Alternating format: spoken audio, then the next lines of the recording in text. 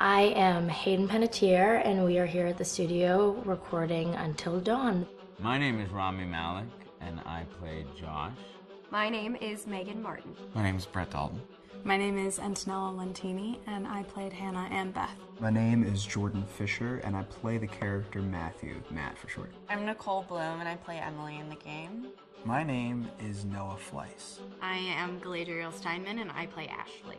So Until Dawn is the story of 8 teenagers who revisit this cabin in the woods about a year later after a really traumatic experience where I've lost 2 of my sisters, so coming to kind of get some closure in that respect.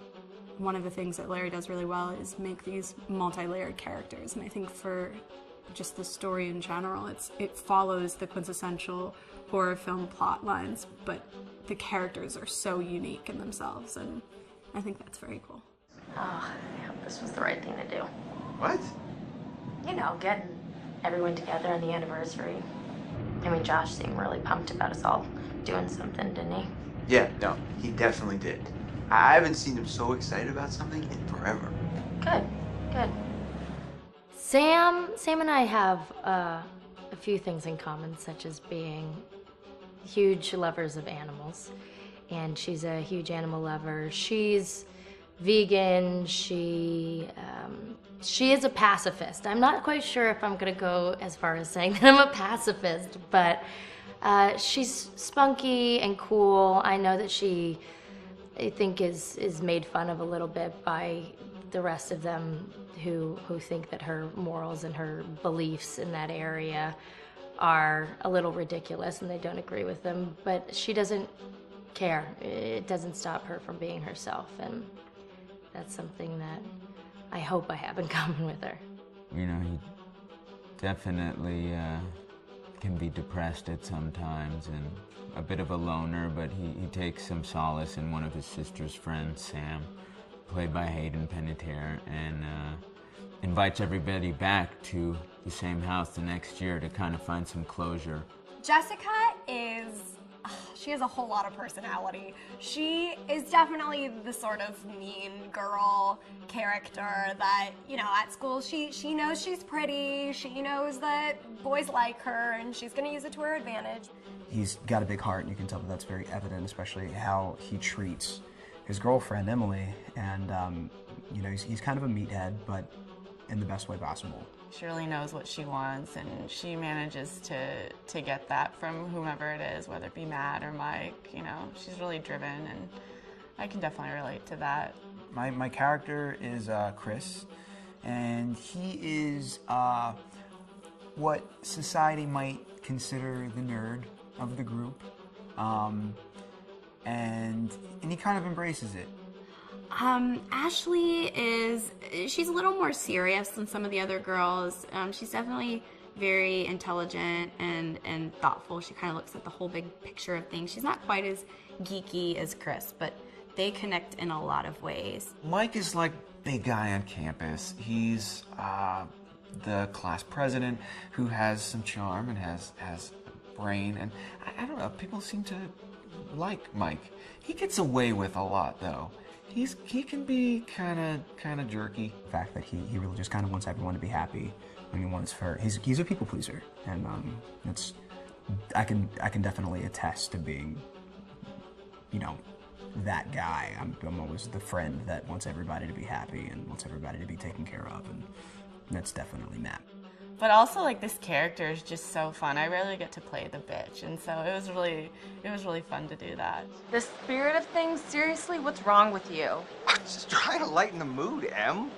Don't be like that. Like what?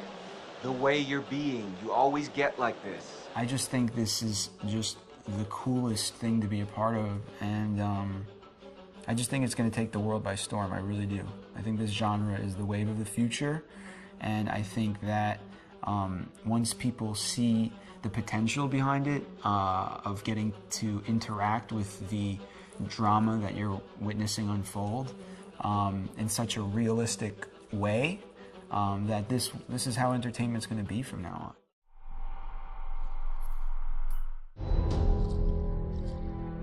Hi, this is Lee Robinson, production designer on Until Dawn. The production design for Until Dawn started with the great teen horror script that sets the characters in a Canadian winter mountain lodge, being a contemporary setting with visual clues derived from classic films of that genre, such as Hitchcock's Psycho and Stanley Kubrick's Shining.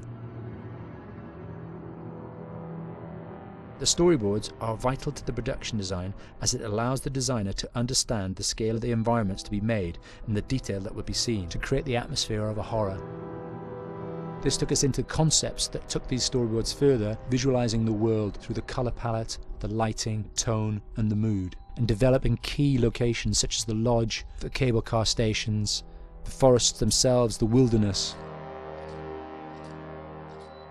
As you can see, the environments and atmospheres change quite a bit from warm and inviting to cold and threatening. The Millionaire's Mountain Lodge was a key example. It was designed to be made from nearby stone and timber, embedding it into the landscape, with a contrasting and contemporary interior needing to be opulent and extravagant. We created dark and claustrophobic corridors with ominous and large open spaces, almost cathedral-like in size, and with huge structures to silhouette and dwarf the characters within, providing a labyrinth to explore and wander. Each character was developed with a strong visual identity in mind, with contrasting colours, tones and silhouettes to identify them, each to have their own texture, pattern and shape, so that when they were lined up you could always identify them. The costume designs allowed a range of clothes that would suit them for the cold winter weather, but also have an element of style and individualism, so that the audience could look at them and relate, recognizing themselves within them. A lady would like to cuddle up with her man by a nice cozy fire bathed in atmospheric mood lighting. Right. It'll get plenty toasty once we're rubbing up against each other. Mike. Yeah. Fire and mood lighting. Yes. Working with the lighting artists, we really brought the look and feel of the world together, and this required a thorough understanding of the visual language of teen horror. A key scene was where all the characters emerge out of the rear of the lodge chasing Hannah. A contrast is evident straight away from the exterior wilderness to the warmth of the lodge. The attention to character lighting here is through the bounce and rim lighting, accented colours and composition, creating characters that come from the dark into the light and back again with an emotional effect. Guys, there's someone outside. What the hell? Hannah! What's going on? Where's my sister going? It's fine. She just can't take a joke. It was just a prank, Han.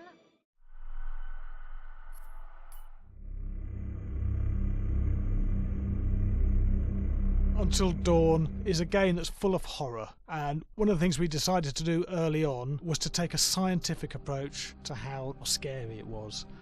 So we did experiments on people and we measured their responses to the game. We've created a test area. It's as close to a home setup as we can get it. We've recruited ordinary people to play the game and we've left them to play it on their own. You're turning the light off.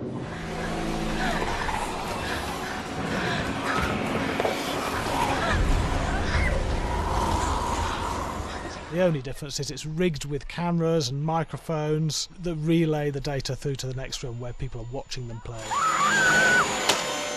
Bracelet here we use for biometric testing. It measures the player's emotional response. It's called a galvanic response sensor. It makes contact with the user's skin and it measures the electrical conductivity across their skin. It's the same principle as an old-fashioned lie detector. When you're stressed, you sweat a little, very sensitive, and picks up tiny changes if the player is feeling anxious or scared. That data's fed back to a testing team, comes through as a graph. I'm so sorry.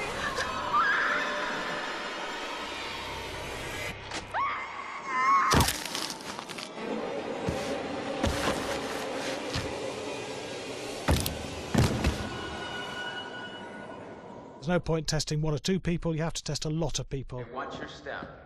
When we have a scare that's consistently has a measurable emotional response, then we knew it was good. If it didn't have that, it goes back to the team for improvement. The data doesn't tell us what's wrong with the scare, it only tells us if it's working or not. Wait, okay, so you hear that too, right? Josh. Here we have a chapter relatively early in the game. Weirdly regular. nothing regular about it. We have to create tension and anxiety in the player so they are ready to receive the scare.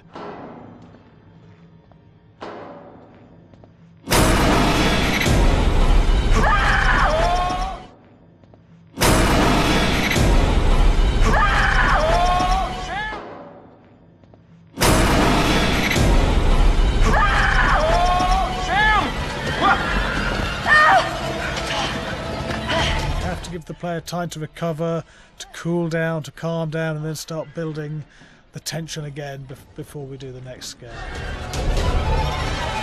Hey. What? Hey. What the hell? Boom.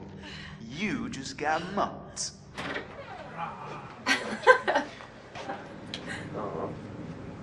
Yeah, I have such an adrenaline high when I get. There's two things we found. One is we could look at the scares, analyse if our expected scares were working effectively. Were people shrieking and covering their hands, or were they getting an emotional response from it? And being scientific about it means that we strip out people's opinions about whether things are working or not. We've got data, and we look at the data. If it's working, we're happy with it. Really scary.